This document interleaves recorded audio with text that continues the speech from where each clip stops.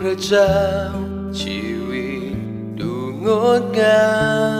มเพราะเราได้พบผ่านความรักของพระองค์เมื่อมีพระองค์เต็มในหัวใจเราพร้อมที่จะก้าวไป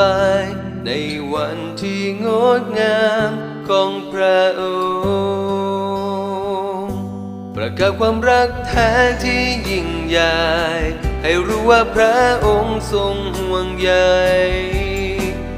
ในพระองค์เรารับชีวิตใหม่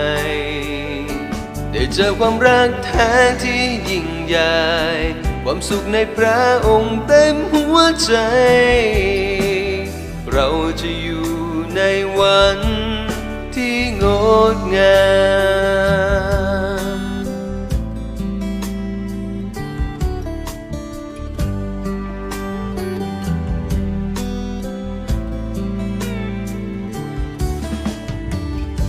เมื่อมีพระเจ้าชีวิตดูงดงามเพราะเราได้พบผ่านความรักของพระอ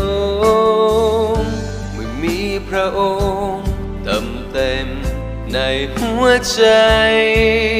เราพร้อมที่จะก้าวไป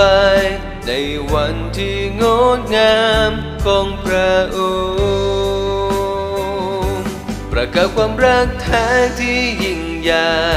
ให้รู้ว่าพระองค์ทรงห่วงใยในพระองค์เรารับชีวิตใหม่ได้เจอความรักแท้ที่ยิ่งใหญ่ความสุขในพระองค์เต็มหัวใจ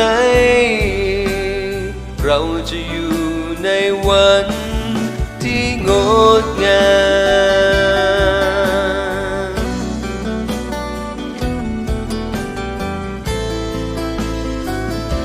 ประกาศความรักแท้ที่ยิ่งใหญ่ให้รู้ว่าพระองค์ทรงห่วงใยในพระองค์เรารับชีวิตใหม่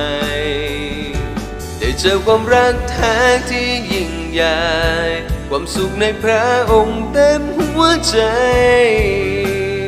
เราจะอยู่ในวัน